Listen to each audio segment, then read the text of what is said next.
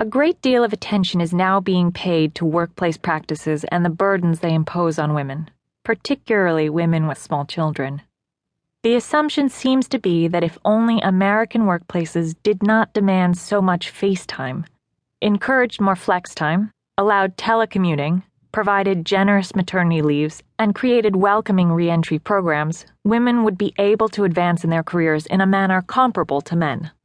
Unfortunately, as sensible as these and other workplace changes would be, we seriously doubt they would do much to end the disparity in women's and men's career achievements. The reason is that none of these changes gets at the real cause of women's and men's disparate career experiences. The elephant in the room of gender career achievement, so to speak, is the stereotypes people controlling women's career advancement opportunities tend to hold about women, men, families, careers, and leadership.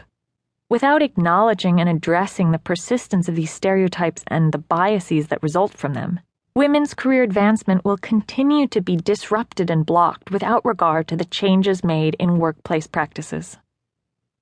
Gender stereotypes are scripts for discriminatory behavior. The stereotypes with which we are concerned are preconceived views about the characteristics of various types of people. These stereotypes act as both sorting mechanisms and behavioral guides. We use stereotypes to assign people to particular categories: friend, foe, desirable, undesirable, worthwhile, worthless, and so forth. And we then rely on these stereotypes to tell us how we should relate to the people in those categories. Some stereotypes are benign and can lead to harmless or even socially beneficial behavior. An example might be a belief that drivers who take their turn at stop signs are courteous people. Stereotypes of this sort are useful and underpin much of our productive social interactions. But other stereotypes are far from benign and are likely to lead to discriminatory behavior. An example might be, women are poor at mathematics. People generally believe they don't judge other people based on stereotypes, and that they are free of the biases that stereotypes foster. But psychological and sociological studies make clear that virtually all of us have implicit biases against groups that are different from us, outgroups. Whether those groups are defined by economic or social status, race, religion, or ethnicity, or by education, sexual orientation, or gender. Members of outgroups are often criticized, excluded, and unfairly treated. School access, housing patterns, social acceptance, political opportunity, and workplace advancement are all affected by such implicit biases. Women pursuing careers in traditionally male industries, professions, job types, and areas of economic activity are subject to particularly severe implicit biases. One recent study revealed that approximately 75% of people think men when they see career-related words such as business, profession, and work, but think women when they hear family-related words such as domestic, home, and household. An overwhelming majority of people associate men with leadership positions such as boss, CEO, and director, while they associate women with aide positions such as assistant, attendant, and secretary.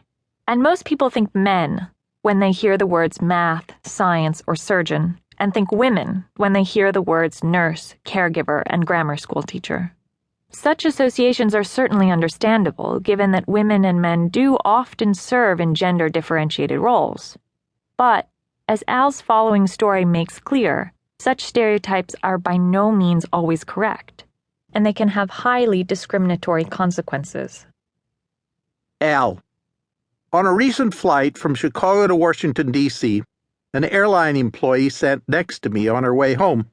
The weather had been terrible, flights had been canceled over the past 2 days, and I was pleased my flight had boarded. The airline employee said she was flying home after having been called up at 1 a.m. for an early flight to Chicago. She was now deadheading back to D.C. and then to her home in Roanoke, Virginia. I thought to myself, why would an airline call up a flight attendant as far away from D.C. as Roanoke? I then turned to really look at my seatmate for the first time and saw she had stripes on the sleeves of her jacket and a hat in her lap. She was a pilot. My unconscious stereotypes had been at work.